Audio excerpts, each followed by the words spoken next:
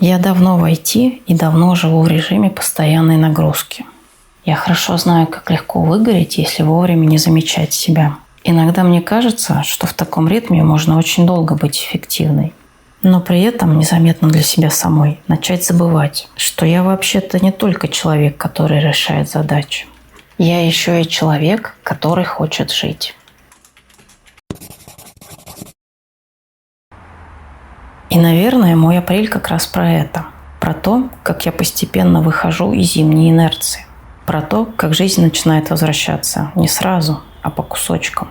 Через свет, через воздух, через еду, через новые места, через маленькие остановки между работой. И еще это месяц предвкушения большого путешествия.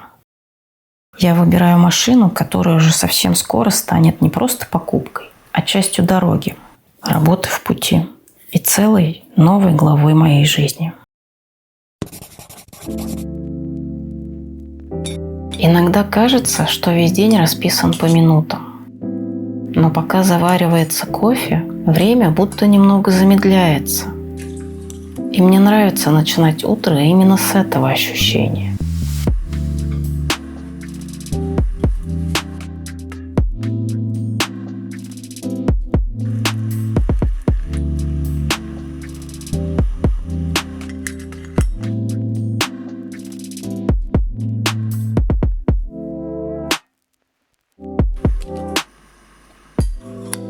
Потом начинается обычный рабочий день.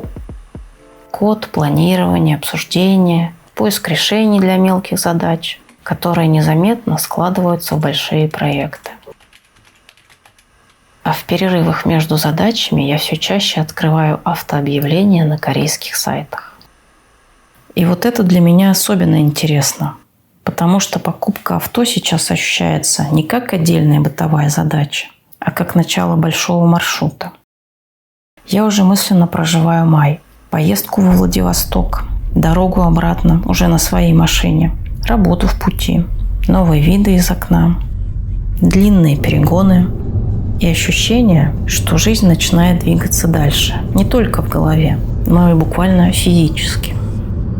Работа занимает большую часть моей жизни, но мне важно, чтобы она не занимала ее целиком.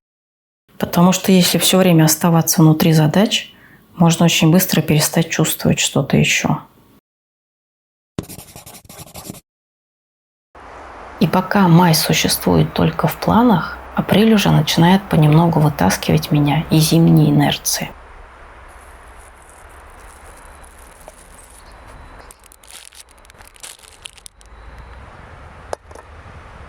Первый после зимы пикник для меня – это не просто пикник. Это сигнал, что все наконец начинает двигаться. Воздух уже другой, и можно снять с себя хотя бы часть этой внутренней тяжести дедлайнов.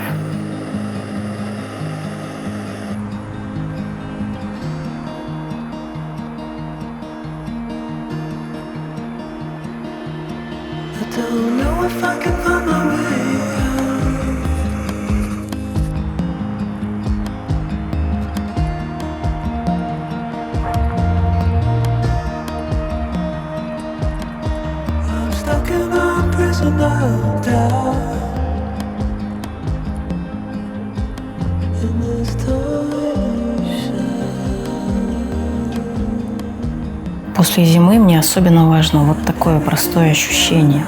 Я не работаю перед монитором. Я просто смотрю вокруг и понимаю, что меня это возвращает в ресурс. И дальше я начинаю жить апрель уже не как рабочий месяц, а как месяц, в котором я понемногу чувствую себя живой. Выставка «Арт Россия» для меня стала таким же переключением, как и смена картинки в целом. Очень важно иногда попадать в пространство, где нет кода, задач или эффективности. «Арт России» — это выставка современного искусства, которая каждый год собирает художников, галереи и творческие проекты со всей страны.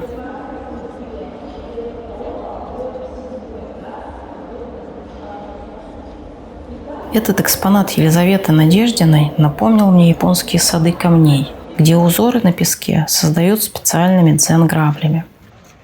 Практика связана с дзен-буддизмом. Считается, что размеренное проведение линий позволяет сосредоточиться на текущем моменте, успокоить ум и привести мысли в порядок.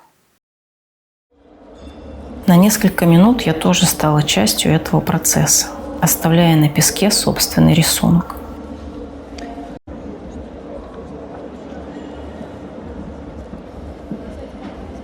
Постоянно нужно смотреть на что-то другое. На цвет, на форму, на детали, на чужие идеи, на чужой способ видеть мир. Иногда очень полезно выйти за пределы логики и посмотреть, как другие люди интерпретируют одни и те же вещи.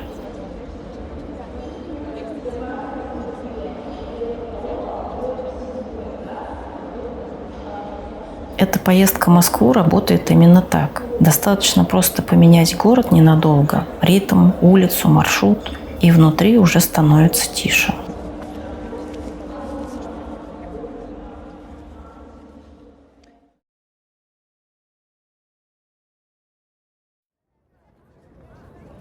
После выставки мы еще немного побродили по Москве.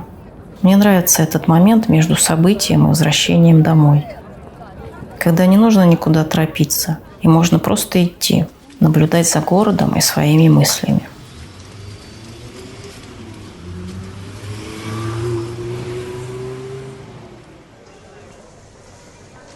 Потом был поздний ужин, дорога домой и возвращение к обычному ритму.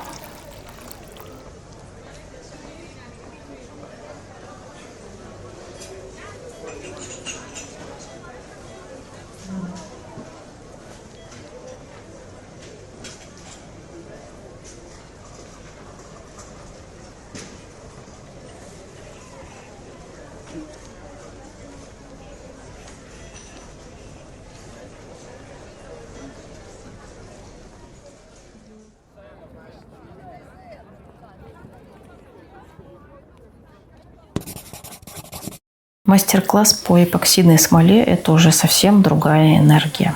Здесь я делаю что-то руками. Не на клавиатуре перед монитором, не в переписках, а по-настоящему, физически.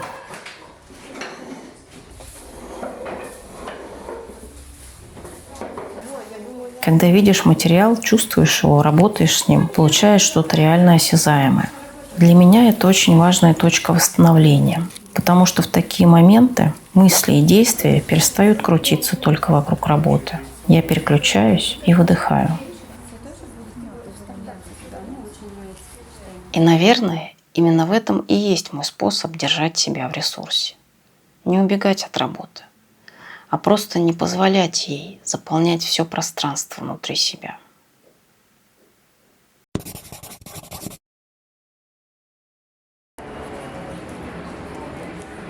Я очень люблю короткие остановки, вкусную еду, кофе.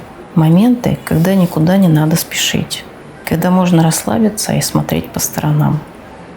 Это может звучать совсем просто, но именно из таких простых вещей у меня и складывается ощущение, что я не исчезаю в работе.